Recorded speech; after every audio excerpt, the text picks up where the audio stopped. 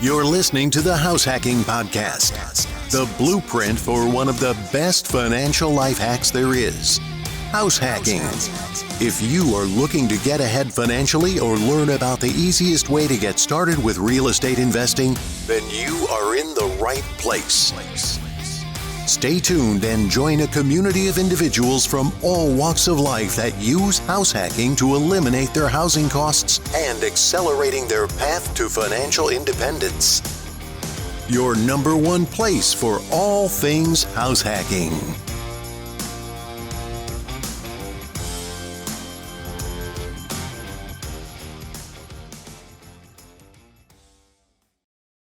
Jonny, I am so glad to get you on the show finally. How are you doing? And you have this special guest with you. So how you doing and who do you have with you? I'm doing awesome, Andrew. Thank you for having us on. This is my sister, Nastasha, and we're calling in today from Vista, California. I have house hacks in Arizona, primarily smaller multifamily, and my sister actually has a house hack too, but she's doing something totally different. She's got a single-family house. Yeah. Give us a little bit of a hint. I'm going to get you on to do your own episode because I know the story. It's phenomenal, but give folks just a little bit of a hint what you're doing. Absolutely. Well, Johnny's house hacks are kind of what inspired mine, but I have a single family home here in Vista. I have a 4-bedroom, 2-bathroom house, and I have 2 guest units on my property, and the rent that I receive from those guest units basically pays the majority of my mortgage here in California, which is kind of crazy and exciting. So I'd love to be on at a later time and chat all about that with you. Awesome. That'll be really cool. That's where we're recording from right now is my house hack. Yeah. She's out here visiting me in California. Awesome. Awesome. Well, thank you for coming on to say hi. And that's awesome. Siblings that are each doing their own house hack. So very cool. Awesome. Well, great to meet you. I look forward to being on in the future. Yeah. I'm going to hand over my device to you. All right. Bye. All right. Bye. Yeah. And I'm trying to get my little brother, and then my sister has a daughter that just turned 18, and then my nephew, he's 16 or gonna turn 16. I'm trying to, I don't know, I just want everybody. I think it's an awesome way because again, right now housing, it's expensive, and it's a great way to get a piece of property and like live for way less or live for free or maybe even make money to have your own property. Awesome. So can you just recenter yourself in the screen? Yeah, there we go. Cool. I mean, that's really awesome that you're trying to you got your sister at house hack and now you're trying to get other family members. So, I mean, you've got a really cool story. Let's just start, your high level summary. I mean, how'd you get started with a house hack? Did you know it was called house hacking? I mean, how'd you start your whole real estate investing career? Just give us that high level summary. Okay. So it basically all started while I was in the military. The military, you don't make much, but they pay for everything. Your housing, you live in barracks. They pay for your food, your clothing. So while you don't make much, you don't have to spend much. So I was just pocketing most of my paycheck. I was making probably $2,000 a month at the most every month, but I would save probably $1,500 or sometimes even all of that paycheck because we'd go out in the field and there's no opportunity to spend your money if you're sleeping on dirt or whatever. But I found out about house hacking as I was getting out of the military because I was just wondering, how are these people getting wealthy? How are they building wealth? How are they getting ahead?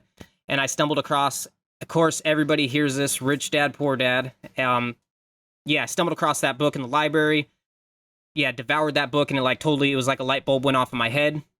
And then after that, I stumbled across other websites that mentioned house hacking and it just went down the rabbit hole of real estate investing and how I could buy a property because if you don't have much money, again, house hacking is just an awesome way if you don't have much money to get into a property and live for free, live for less, or maybe even make a little bit of money to live in your own property.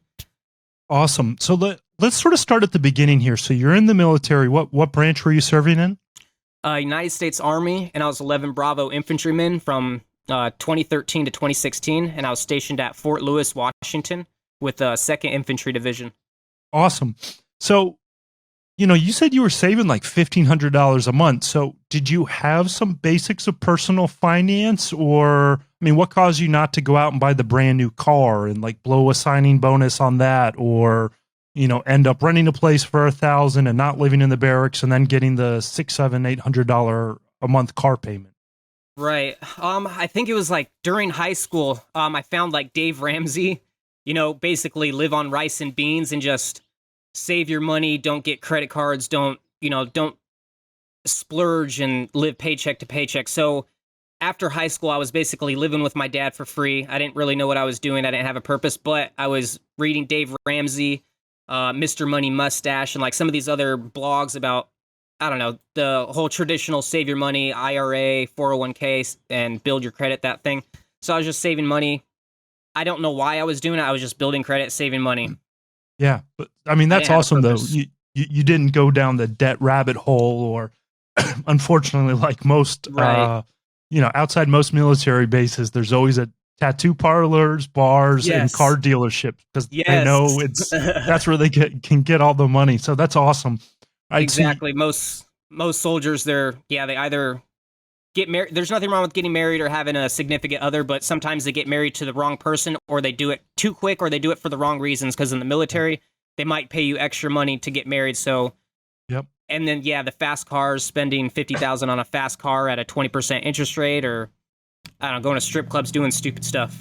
Yeah. Yep. So, you served 3 years. Was the plan only to serve 3 years in the military, or did you sort of get in and realize, like, all right, this is fine for now, but this is not, I don't want to go career? And how'd you end up going through that and decide to get out? So honestly, in the beginning, I think most recruits, when they're looking at the military, they like the idea, like, oh wow, I could do 20 years and receive a pension and be taken care of. However, reality sets in once you get in there. It's like a total culture shock, and it's a stressful life. It's a hard career if you're going to be in the military long term. No matter what, if you're in combat arms or combat support, needs of the army or military come first, and you're kind of at their beck and call if you're active. Yeah. Yeah. And then did you go to college first and then join the military, or did you join the military sort of right out of high school? So I graduated high school in 2010. Honestly, I wasn't a great student. My grades were poor. Again, I didn't have much direction. I literally barely graduated. And then after that, I was living with my dad. I took some community college classes, and I was doing like one class here and there, and I would do good. However, I took a full course load, and honestly, my organizational, it was just overwhelming. I honestly started failing, and I was in ROTC in college, but I realized I just wasn't doing, again, you got to be a good student if you're going to graduate and commission. I wasn't doing good, so I just decided to say, like, screw this, I'm just going to enlist, and I need purpose. I don't know what I'm doing. I'm not doing good in school, and the military is good at giving you a job to do and giving you that organization and structure. All right. So you got out in 2016. Mm-hmm. How soon did you actually do the house hack? So as I was getting out of the military, read Rich Dad, Poor Dad. During this time in the military, before the military, I was saving money, living with my dad for free. I was working at like a pizza place, so I wasn't making much money. Joined the military, still wasn't making much money. But again, you don't spend much if you just live a simple life. But I ETS'd or got out of the military, and I had roughly 50-something or maybe low 60,000 saved.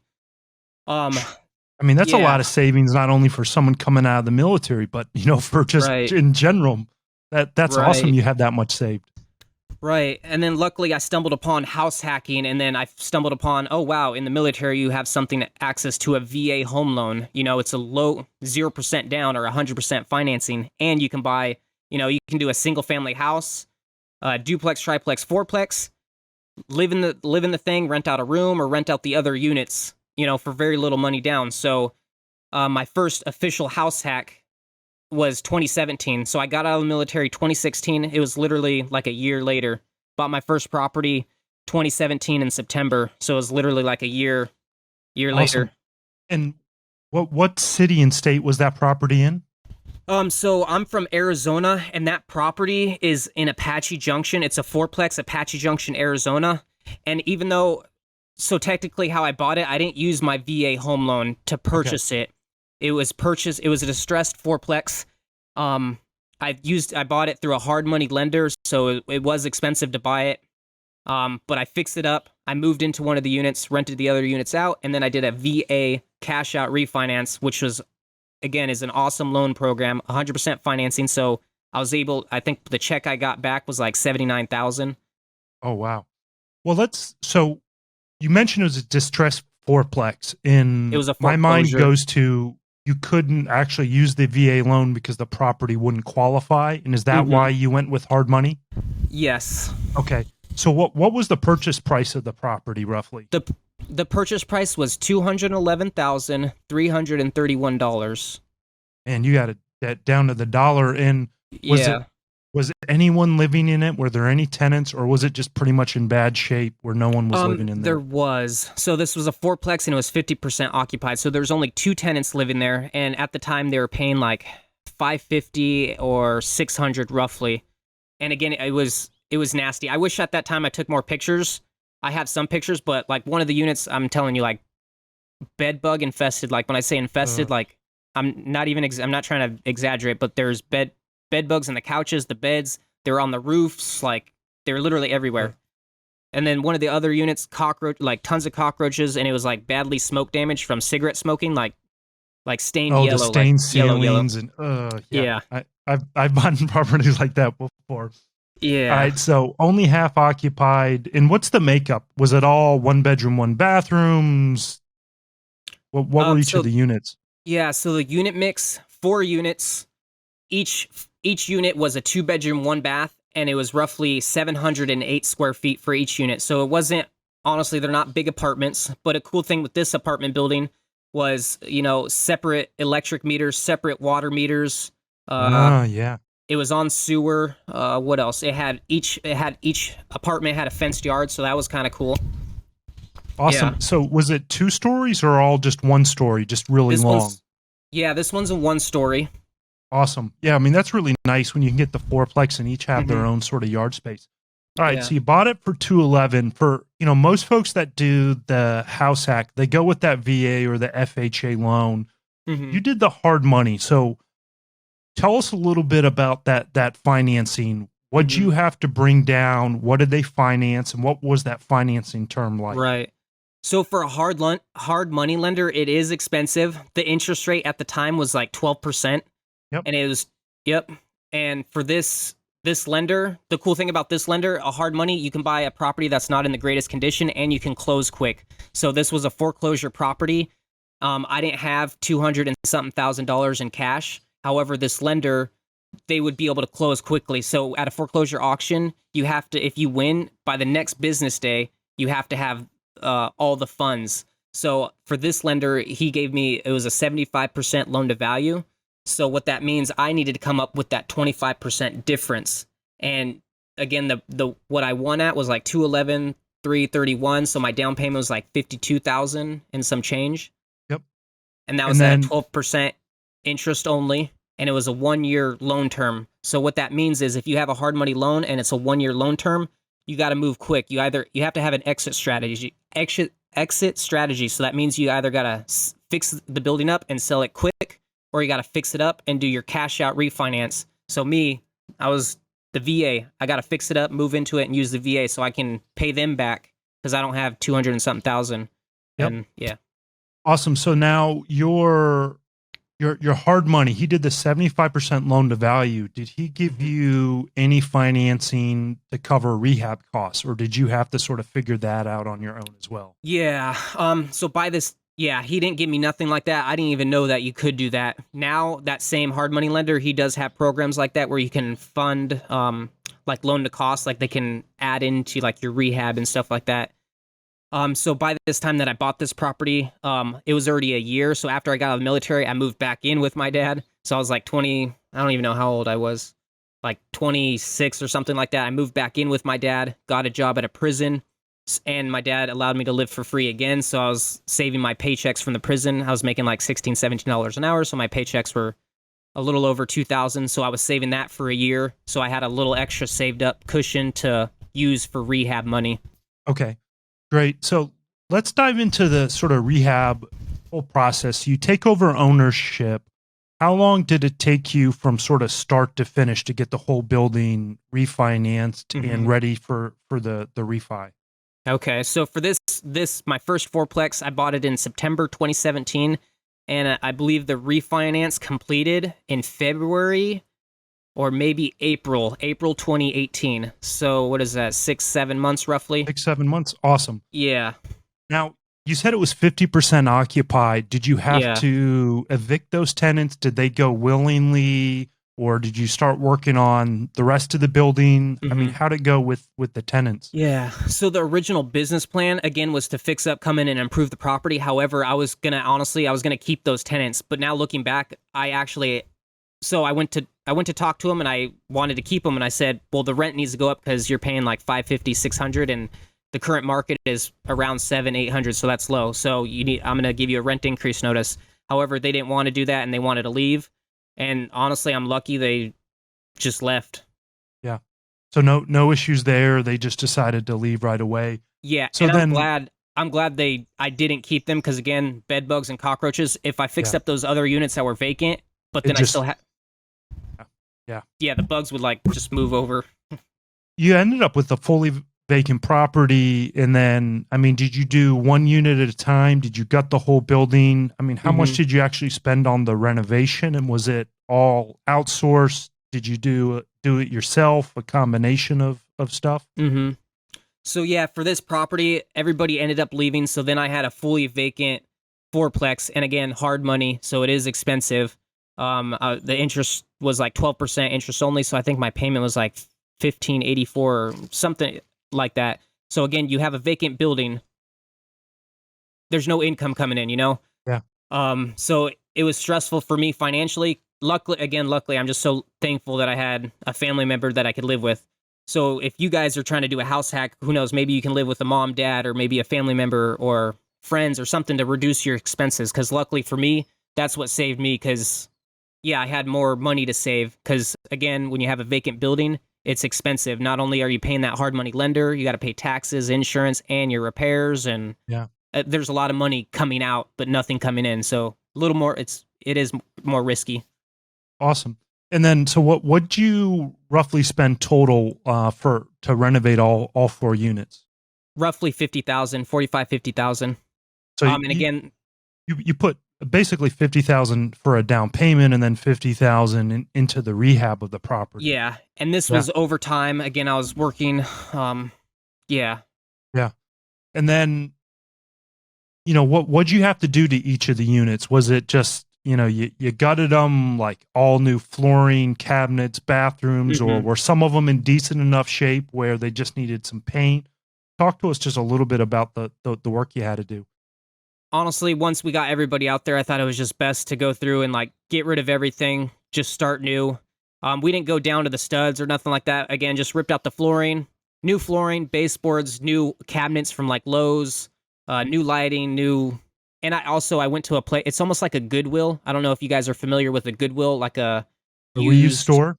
Reused store. However, they have reused stores for like houses. So I try to keep costs low, and I did some of the work to keep costs low because again, it was a lot of money coming out and stressful. Like I had points where honestly I wanted to quit and like give up. Not gonna lie. I love that you just mentioned that. That goes through every real estate investor's head, whether they're new or experienced. There's some times where you're just like, man, do I really want to keep doing this? Yeah. So did you stagger some of the work at all, or were you able to get a unit online quicker than, like the second or third one, so you could start to get some income right away, or did they sort of almost all finish at the same time? They all finished sort of the same time, and it took, again, like 6-7 months, and that's why it was stressful, because, again, a lot of money coming out of pocket, and it was just taking forever to actually get done. Looking back now, I could have been so more efficient. Like now for when I take over an apartment unit, I can literally have it remodeled, everything ripped out, remodeled in roughly 30 days or whatever for one unit. So looking back now, I'm like, why the hell did it take? There's that's called your education, right? We got to go through it. I mean, we can read about it all day long, but sometimes you got to go do it for firsthand to experience it. All right, so you got it all renovated. You put about $50,000 into the renovations. You moved into one of the units, and then what'd the other 3 units rent for? At the time, I rented them for $800 a month. Man, so that's $24. And then you did your VA cash out refinance. Now, did they let you do the cash out because you would just put the money in, or do does the VA let you just do a cash out it doesn't matter if like, hey, the value of the home went up, you can pull that equity out. Right. So at the time, there was no seasoning, or I think there was seasoning, but it was only like 6 months. Now today, I was looking at the rules because I want to reuse my VA for a triplex that I'm looking at. But anyway, for now, or back then, it was like 6 months, so I barely met that time requirement. And there was another comp sold for a little bit more, so they just appraised it. So I bought it at 211, and then after like 6 months later, it appraised for 245. So it didn't really go up that much. And that's another thing I've learned, like 1 to 4 units, even though you can deck it out and put all this new stuff in it. Like, yes, he did look at the income and he documented it. However, he just really cared, honestly, like what the other properties sold for. Yeah. Yeah. And that's where, a lot of times in a lot of forums, they start talking about forced depreciation and a multiple of rent. It works on commercial property, which is 5 units and up. When you're on a residential property, 1 to 4 units, it trades purely on the comp. So a lot of folks are like, oh, I increased the income this much. And it's like, great, it's only a triplex. If 2 other triplexes sold for less, it's not going to trade on the exactly. income. And that's what hurt. you walked away with some cash. So, I mean, you bought it at 211, you put 50 into it. So you're into it for, 260. It's appraising at 245. Yeah. So from that perspective, it's almost like you over improved it. But from a cash flow perspective, I'm looking at it and I'm thinking, man, once you move out, 800 times 4 units, 3,200 a month, right. From a very simple back of the napkin, is seeming like a great deal. So how much cash did you end up walking away with? So that check, I believe it was roughly $79,000. And again, it's 100% loan to value. I mean, 30 grand in a deal where you're grossing while you're living in it, 2,400 a month is not bad at all. Yeah. What was that final mortgage payment on it once you did the VA refinance? After I did the VA cash out refinance, my interest rate was like 3.75, 30-year fixed interest rate, 30-year term. The new loan amount was $245,160, and I have the numbers right here. And I think the PITI, principal, interest, taxes, and insurance was like $1,365. I mean, so you got $1,000 in cash flow here. I mean, obviously some of that needs to go to maintenance and CapEx and potentially property management, but still, I mean, while you're living in there, that's a big difference of, actually owning your own place. Right. And it got me out of my dad's house because, again, I'm now pushing late 20s, and it's like, okay, how long can you keep living with your dad and being supported by, Yeah, when you're trying to date, that doesn't work too well if you're still living with your parents. All right, so how long did you end up staying in that property? I mean, do you still live in there, or are you now on to the next property? Right, so after that one, I lived there for a little over a year. I ended up moving out. When did I move out? Like May 2019, I believe. And did you refinance out of that VA loan, or is that VA loan still on the property? So I refinanced out of that. So I've used my VA home loan a couple times. So I bought that first fourplex, fixed it up, did a VA cash out refinance, and I bought that first fourplex in 2017, and then I bought a second fourplex in September 18. So literally a year later, bought a second fourplex and basically redid the same thing. Hard money lender. It was a second foreclosure too. Did a VA cash out refinance and moved into that one. Now, explain to folks that are listening how you're able to use a VA loan twice, because traditionally, like most folks know, the FHA, and you can't do a new FHA loan until you no longer have the previous loan. But VA can let you use it as long as there's a certain criteria, right? And break down that criteria for folks, because we actually have a lot of our listeners are in the military, and it's something that doesn't get talked about a lot, which Again, that's why I think the VA home loan, like if you can serve your country, like you get the GI Bill if you want to go back to school and increase your education, or you have the VA home loan and purchase a single family house, duplex, triplex, fourplex. You can use it multiple times, and it's just a powerful loan. But the reason why I was able to do that, and again, this was, 2017, 2018, prices were more affordable, so it's getting tougher. So what allowed me to use my VA home loan again was something called, for the VA home loan, is something called entitlement. So you have a certain number of entitlement, and the purchase price of that fourplex was just a portion of that entitlement. So luckily, after that first fourplex, I had enough remaining entitlement to allow me to use it again for another fourplex. However, it is getting harder. Like right now, one property, one fourplex, it'll take up the whole thing. So it's like, it is a struggle now. Yeah. I mean, if you're in a lower cost of living area, you might still be able to do 2 properties. But yeah, with the way property values are going up.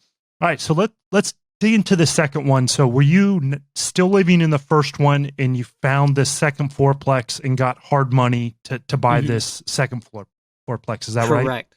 Yes. And what did the second one? What'd you end up buying that one for?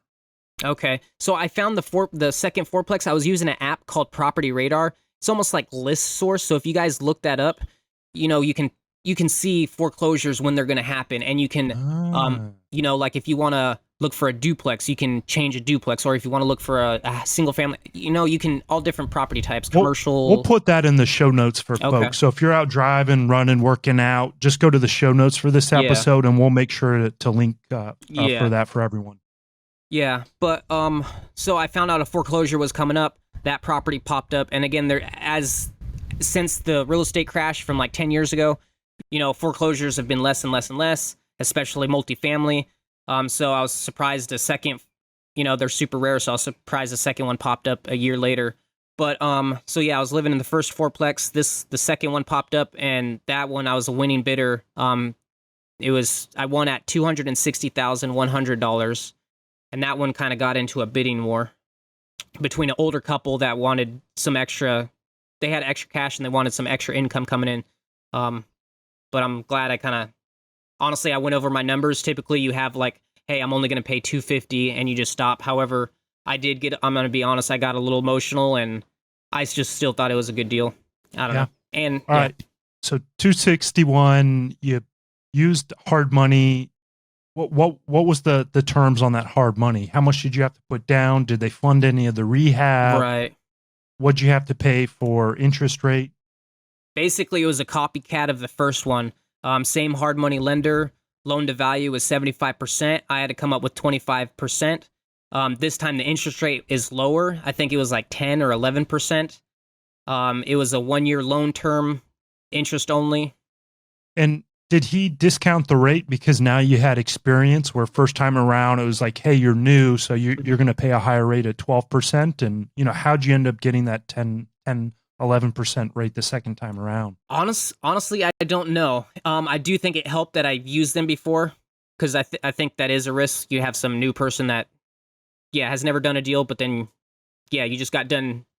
You have a little bit of a track record. You paid them on time, and they know what you're trying to do or trying to accomplish, and they know that you've done it the first time. So I don't know if that played into me getting a little cheaper rate.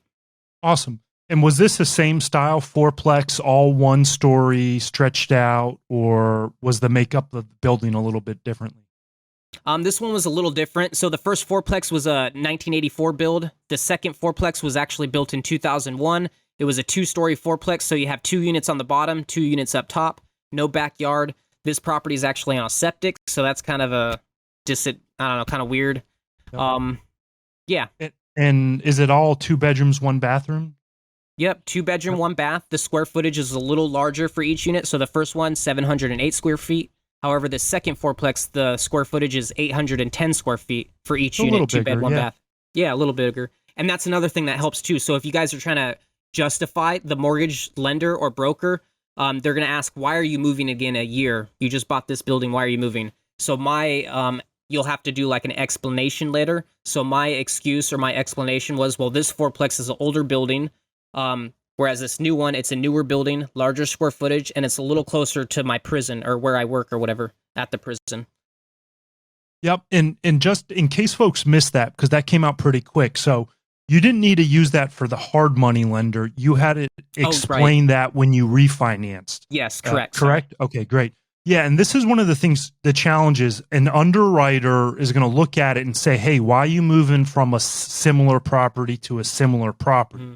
if you're doing a fourplex to a duplex, that's an easy sell to say, hey, let less tenants, more privacy. His explanation was it's closer to work. The current building was built in the 80s. This was built in early 2000s, and the units are slightly bigger. So that was a good justification for that refinance. So if you're trying to go from one house hack to the next, that's going to be key, is to be able to have that justification, because an underwriter's going to want to know that. I'm so glad you brought that up, because that's something a lot of people don't know about when you're trying to do this sort of leapfrog from one house hack to the next. So you bought the building. Was it empty? Were there tenants in there? What was the situation with that? Did it need work? Was there cockroaches and bed bugs? Yeah. Just fill us in on the shape of the building. Yeah.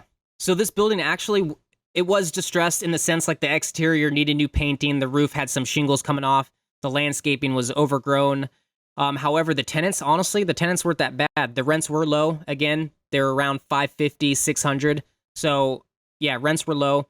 One of the units was vacant, so it was 75% occupied, 25% vacant. So one vacancy, and that unit honestly wasn't bad. It was 20 years old, so it was getting outdated. Yeah. But again, still good condition. Tenants were good. Did you do any work in that vacant unit, or did you just move right into it? So my plan was like the same as the first one. However, the first one, I kind of learned when you have a vacant building, it is cool. Well, it's good in a sense, because if you have a fully vacant building, you can get in there, remodel everything. You should be able to do it faster, but for me, it took a while. But again, when you have a vacant building, no income coming in. A little more risky, a lot of money coming out. For this next building, the tenants, there was no cockroaches or bed bugs or nothing crazy, like that. The tenants were good. So, however, I still did want to improve the property and get the rents up. So I fixed up that vacant unit, rented that one out, and then over time, as leases came due, I gave non-renewals, and I went in there and improved those units and, pushed those rents, because the market was higher. Awesome. So you learned a lesson from the first time around of like, hey, let's keep it cash flowing, or at least breaking even while I fix it up. Yeah. And then you just sort of, is the whole building now here in 2021 renovated, or do you still have any of the original tenants in there? So actually I did, because the tenants were good. Like one of the tenants, he was a respiratory therapist down at a local hospital, and he actually makes good money. So I wanted to keep him, and he wanted to stay, and he was willing to pay a little bit higher for a nicer apartment. So yeah, currently that building is fully renovated, and the rents right now are above $1,100, or at $1,100, or slightly above $1,100 per unit. Per unit. So not only for that first fourplex, that's where rents are, and the second one, rents have gone that much up in Arizona. I think there's a couple lessons here, but the one I really want to point out is, a lot of times folks get in this mindset of like, I need to hurry up and increase rents to get them to market rent. But what they don't realize is that can cause tenants to move. And sometimes a vacancy is more expensive than, if I would have got an extra $50 a month, that's only $600 a year. If you're vacant for a month and you have to put money into renovation, you could be out a lot more. So right. You're totally right. How long did you end up taking you to renovate all of the units? Was this over a year and a half, 2 years, 3 years? So since I bought that property, it took like just about a year to finish the cash out refinance. However, I stayed living in one of the units, non-renovated units, and I didn't get done renovating that unit until I think it was like March or April 2020. Yeah. Because I moved, yeah. And was that a choice where you said, hey, I'm just going to live in this unit that's unrenovated because it will get the least amount of rent, and it's fine for me to live in as is? Yes. Awesome. And then when you moved out, you renovated it and then brought it up to market rent. So let's talk about that refinance. So you had the extra entitlement with your VA benefit. How much cash out did you get? For that one, I got $100,000 check back. What? All right. So you bought it for $260. Do you have an idea of roughly how much you spent on improving the property? Yeah. The improvements were close to 40 to 45. The reason why it was less is because, so for that first property, Again, it was just more badly damaged in the windows. I replaced all the windows, and there's a lot of windows for each unit or whatever, Yeah, and and some other then things. what did it appraise for? So you're in it for about 305, give or take. Yeah, And I what? believe Go ahead. that one appraised for 314, 310. Okay, so you did better better on this one. I mean, and that's just Yeah. part of the learning process, right? And then you walked away with 100 grand. So did you Mhm. have actually any cash left in this, or did you get all your down payment back and So the what you put in? So the first property, I don't think I got all my cash out. The second fourplex, I believe I did get. I would have to look. I know I'm not that prepared, but I do believe I got Or pretty almost pretty everything close out. to. Yeah. Yeah, but I mean, even then, even if you only have 10 grand left in it, you've got this fourplex bringing in over 4 grand a month, and you've only Yeah. got 10 grand or 12 grand, whatever it Right. is in it. I mean, this is killer. So you moved out March 2020, give or take, and then you renovated it. Where are you living now? What are you doing? Are you doing other investing outside of that? Are you still Right. working at the prison? I mean, how's life for you right now? So I'm no longer working at the prison. I got fired, and then also during that period, I'm currently in a third fourplex house hack. That one's FHA. Wait, I gotta stop you right Yeah. there. You did VA, and now you jumped on the FHA. So Yeah. we're coming tight on time, but Okay. all right, give us the quick benefits. All right, so literally, did you buy that third house hack while you were in that second one? Yes, and Okay. again, my and this was on the MLS, so this wasn't a foreclosure; it was a straight FHA purchase. And my explanation was this property was closer, a better area. Each unit is a townhome style fourplex. It's 940 square feet with private backyard. So a little upgraded style of fourplex. And it townhouse style, so that's a fourplex. They're all side by side, but each unit is a 2-story, correct? So you've got like bedroom, bathroom upstairs, living room, kitchen. Was there a half bath downstairs? There was not, unfortunately. Okay. Yeah.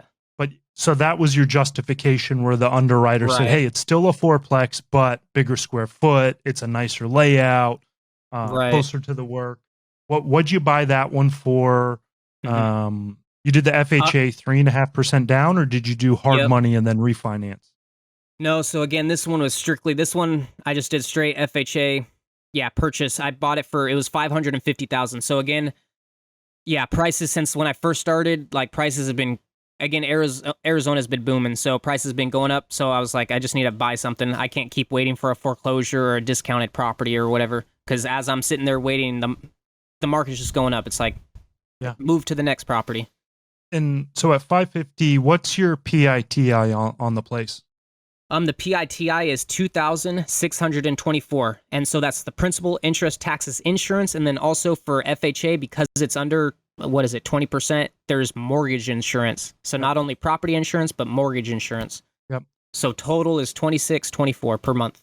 And then, did you have to do any work on the property, or was it pretty much the tenants were in there, it's good to go? What'd you have to do for? I mean, obviously it qualified for the FHA, so it wasn't in Yeah. that bad of a shape, right?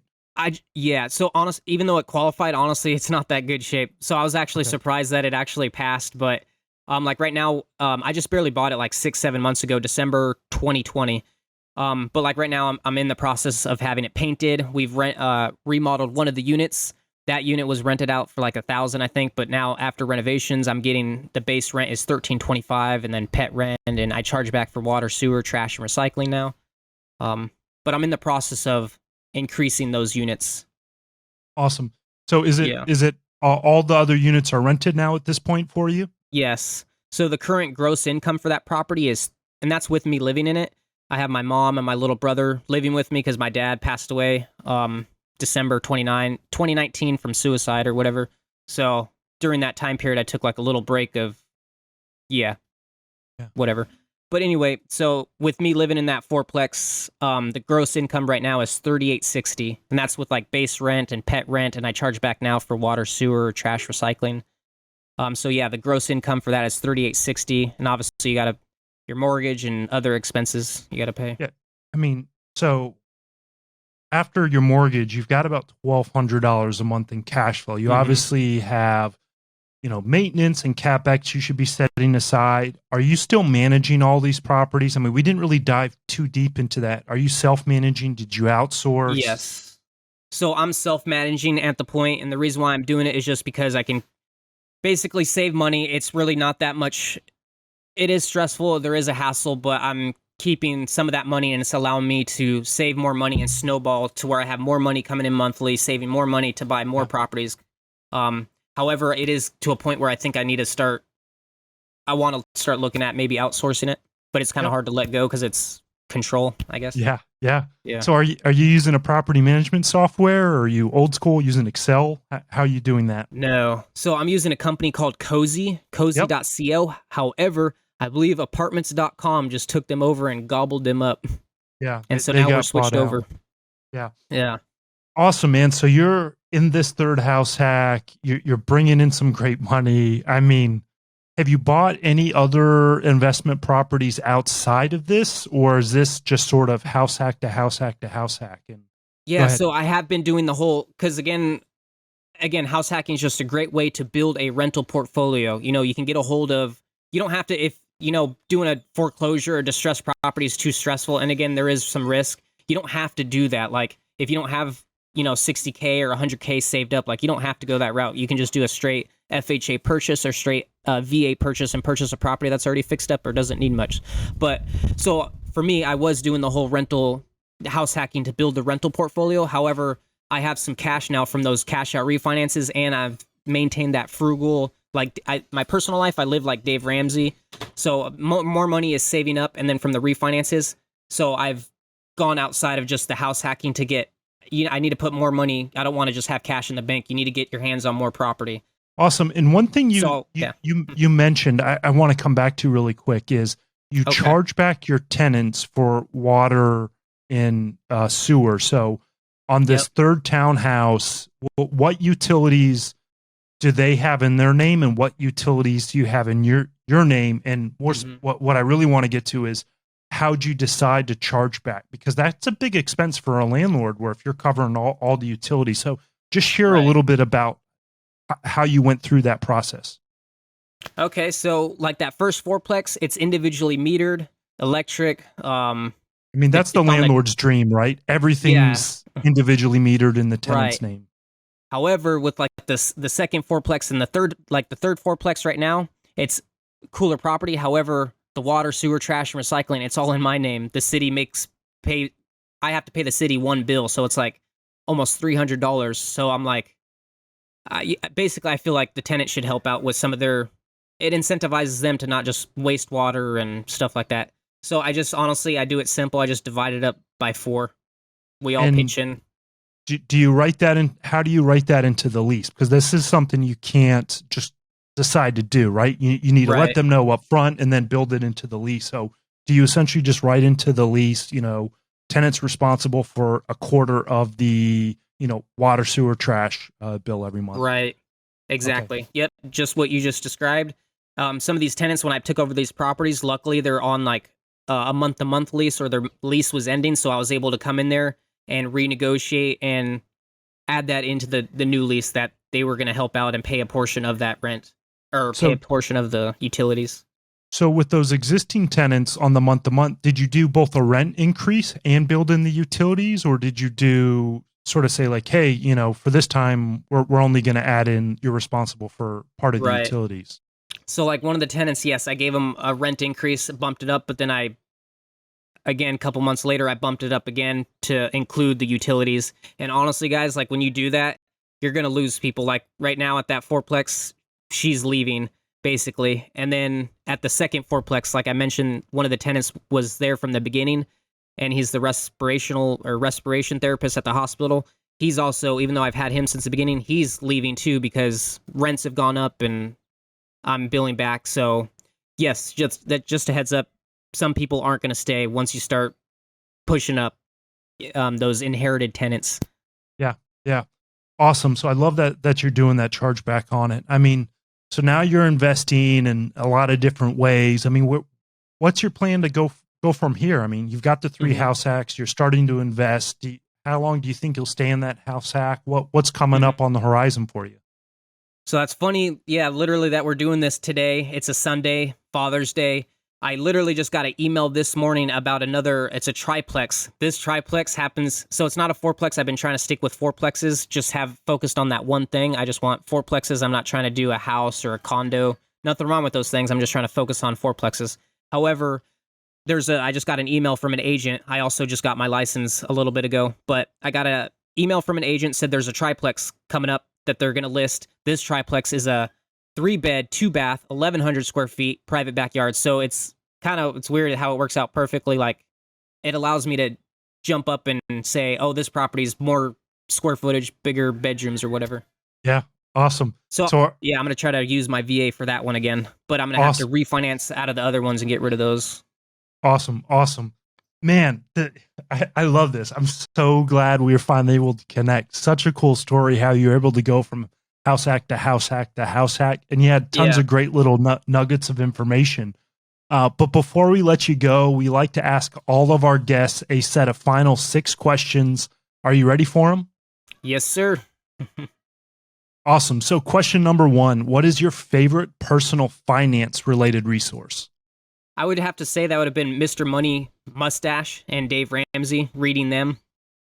So, one quick segue, how'd you go from Dave Ramsey to being a real estate investor? Because, Dave Ramsey is very much no debt at all, and you only invest in real estate if you're buying all cash. And, Dave Ramsey has helped so many people. I can't knock him except for on that one thing, because leverage is so powerful. So were you originally just a diehard Dave Ramsey, I got to save up to buy an investment property? Or when you learned about house hacking, you said, all right, I love Dave Ramsey for everything but this one little part?